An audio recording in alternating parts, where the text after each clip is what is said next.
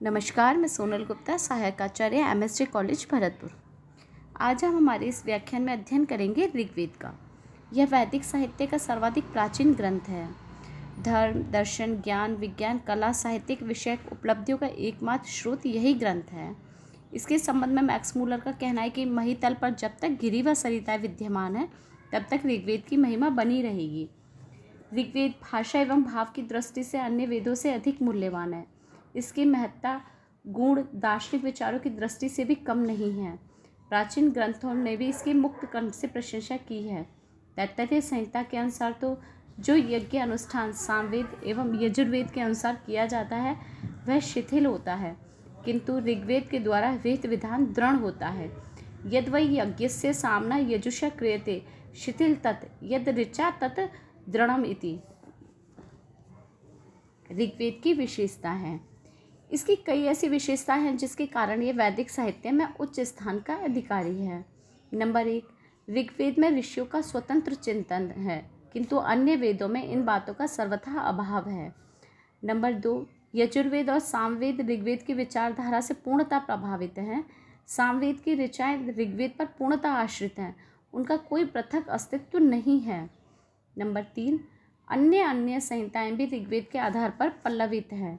Number 4, ब्राह्मण ग्रंथों में जितने विचार आए हैं उनका मूल रूप ऋग्वेद संहिता में ही मिलता है।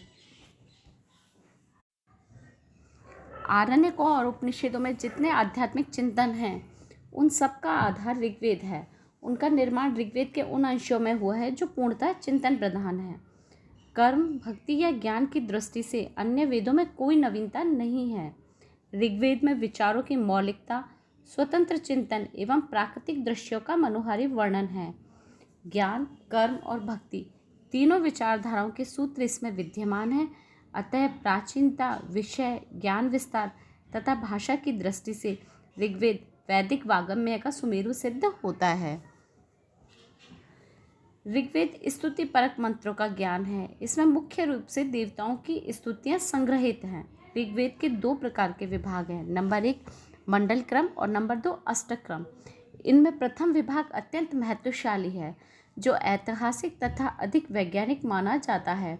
पूरा वेद 10 खंडों में विभक्त है, जिन्हें मंडल कहते हैं। प्रत्येक मंडल में सूक्त होते हैं। सूक्त के अंतर्गत ऋचाएँ होती हैं, जिन्हें मंत्र भी कहा जाता है। ऋग्वेद के शुद्ध पाठ को अक्षुण्ण रखने के लिए प्राचीन ऋषियों ने मंत्रों की ही नहीं वरन अक्षरों तक की गणना कर डाली है। ऋग्वेद में सूक्तों की संख्या 1017 है। इसके अतिरिक्त 11 सूक्त हैं, जिनको बाल्य खिल्य कहा जाता है। सूक्तों की ऋचाएँ अर्थात मंत्रों की संख्या 10,580 हैं। इसमें 1,53,826 शब्द और 4,32,000 अक्षर हैं। खिल का अभिप्राय परिशिष्ट या पीछे जोड़े गए मंत्रों से है। इन सूक्तों का ना तो पदपाठ मिलता है और ना ही इनकी अक्षर गणना की गई है। यह सूक्त अष्टम मंडल के 49 से 59 सूक्त तक हैं। अष्टक क्रम के अनुसार संपूर्ण ऋग्वेद ग्रंथ 8 भागों में विभाजित किया जाता है, जिन्हें अष्टक कहते हैं। प्रत्येक अष्टक में 8 अध्याय हैं। इस प्रकार पूरे ग्रंथ में 64 अध्याय हैं। प्रत्येक अध्याय के भी अवंतर विभाग किए गए हैं, जिन्हें वर्ग कहा जाता है। ऋचाओं का समूह ही वर्ग कहलाता है, किंतु वर्गों में ऋचाओं की संख्या नियत नहीं है। संपूर्ण वर्गों की संख्या 2006 है। वंशमंडल। पाश्चात्य विद्वानों के अनुसार ऋग्वेद में प्राचीन एवं अर्वाचीन मंत्रों का संग्रह है। यह लोग संपूर्ण मंडल को प्राचीन स्वीकार नहीं करते। इनके मत से दूसरे से 7वें मंडल तक का भाग प्राचीन है तथा शेष भाग अर्वाचीन। ऋग्वेद के प्रत्येक मंडल का संबंध किसी न किसी ऋषि अथवा उनके वंशजों से है। दूसरे मंडल के ऋषि गृत्समत, तीसरे के विश्वामित्र, चौथे के वामदेव, 5वें के अत्रि, 6ठे के भारद्वाज तथा 7वें के वशिष्ठ हैं। 8वें मंडल का संबंध कण्व एवं अंगिरा वंश से है। 9वें मंडल के सारे मंत्र सोम देवता से संबद्ध हैं। सोम को पवमान कहा गया है, अतः 9वें मंडल का नाम पवमान मंडल भी है। 10वां मंडल सबसे अर्वाचीन या बाद का बना है। इसकी नवीनता का प्रमाण इसकी भाषा, छंद, नवीन दार्शनिक तथ्यों की कल्पना एवं नवीन देवता हैं। भारतीय दृष्टि से इन मंडलों का संकलन एवं विभाजन एक व्यक्ति के द्वारा किया गया है। ऋग्वेद के विषय विवेचन। ऋग्वेद विभिन्न देवताओं की स्तुतियों का विशाल संग्रह है। इनमें सुंदर भावों से ओतप्रोत उद्गारों में अपनी इष्ट सिद्धि के निमित्त देवताओं से प्रार्थना की गई है।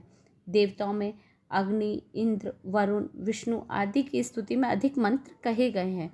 देवियों में उषा की अधिक स्तुति की गई है, जिसमें काव्य की सुंदर छटा प्रदर्शित है। इसके अतिरिक्त सविता, पूषा, मित्र, विष्णु, रुद्र, मरुत, पर्जन्य आदि ऋग्वेद के प्रधान देवता हैं। यास्क ने निरुक्त में वैदिक देवताओं के 3 प्रकार माने हैं। नंबर 1 पृथ्वी स्थानीय देव, नंबर 2 अंतरिक्ष स्थानीय देवता और नंबर 3 द्यु स्थानीय देवता। इनमें पृथ्वी स्थानीय प्रधान देवता अग्नि हैं, वायु तथा इंद्र अंतरिक्ष स्थानीय एवं सूर्य द्यु स्थानीय हैं। ऋग्वेद के एक मंत्र में बताया गया है कि इन तीनों लोकों के 11 देवता मिलकर कुल 33 होते हैं।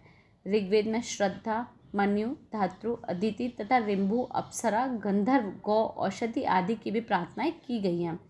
जिस सूक्त के ऊपर जिस देवता का नाम लिखा रहता है उस सूक्त में उसी देवता का प्रतिपादन और स्तवन है, किंतु जहाँ जल, औषधि आदि की स्तुति की गई है वहाँ जल आदि वर्णनीय है।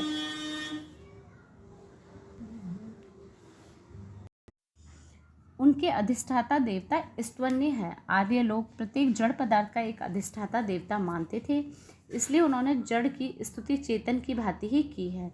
ऋग्वेद में कतिपय ऐसे मंत्र हैं जिन्हें दान स्तुति कहते हैं। इनमें ऐतिहासिक संदर्भ निहित है।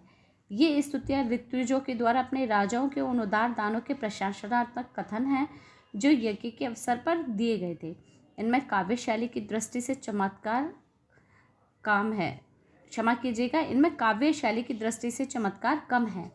इस प्रकार की स्तुतियों में 2 या 3 ही मंत्र हैं। यद्यपि इन सूक्तों का मुख्य विषय दान्य वस्तु तथा प्रदत्त राशि का उल्लेख मात्र है, तथापि प्रसंगवश उसमें दाताओं के कुल एवं वंश परंपरा संबंधी तथा वैदिक जातियों के नाम और घर का भी वर्णन मिलता है, जो ऐतिहासिक सामग्री प्रस्तुत करता है।